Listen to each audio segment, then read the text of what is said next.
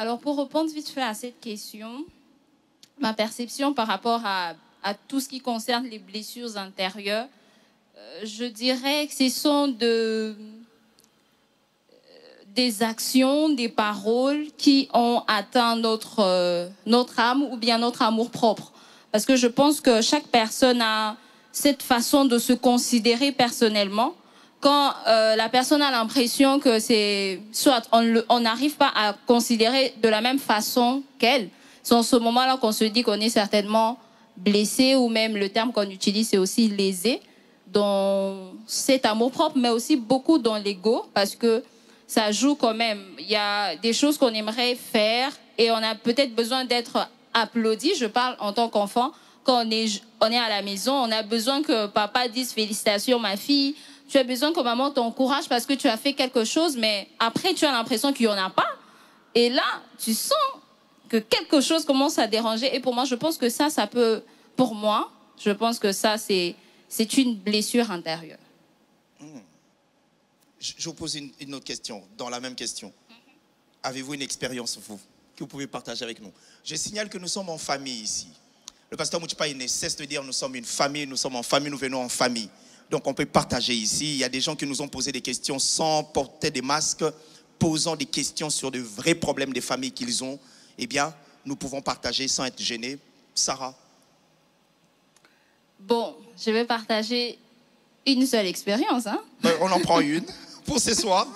Je vais prendre une seule expérience. Peut-être qu'il y en aura en cours de cet échange. Alors, une expérience des blessures. Je suis en train de choisir qu'est-ce qui m'a le plus fait mal. On parle des blessures en famille. Ouais. Alors, je dois être honnête, je suis la plus petite de chez moi. Et quand on est petite à la maison, en tout cas, peu importe tout ce que tu sais, tu es la dernière personne à parler. Alors, plusieurs fois, j'ai vu comment on faisait passer certains de mes besoins après. Parce qu'il fallait d'abord qu'on donne à l'aîné. Si l'aîné n'en a pas, tu ne peux pas en avoir. Bon, moi, je ne comprenais pas pourquoi c'était comme ça.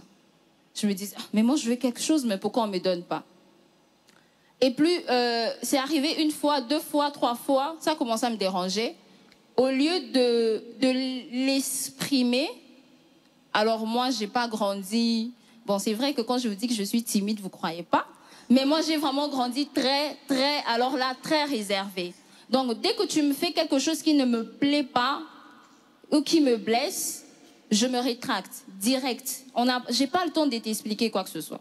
Alors, c'était ça parce que déjà, j'ai grandi dans un milieu où tu ne dois de compte à personne, tu n'expliques rien, on t'écoute presque pas parce que tu viens en dernier. Donc, il faut d'abord écouter les aînés et tout ce qui va avec. Alors ça a commencé à créer en moi cette carapace et je commençais à devenir très indépendante. Donc, je me disais, si je ne sais pas la voir chez mes parents, je vais me débrouiller. Je vais peut-être faire ça seule. J'ai commencé à devenir autonome très tôt, très jeune. Je sais que la première fois que je me suis acheté un gobelet, j'avais 6 ans. Bon. Oui, j'avais 6 ans. Je me suis acheté un gobelet parce que j'ai demandé aux parents de me donner l'argent pour que j'achète parce qu'on nous avait demandé à l'école. J'ai vu que ça traînait. Et comme j'étais assez forte dans mes petites économies là, j'ai réuni, je crois, 600 francs. À l'époque, 600 francs, c'était quelque chose. Hein. J'ai réuni 600 francs ou 700. J'ai acheté mon premier gobelet. J'étais très, très contente.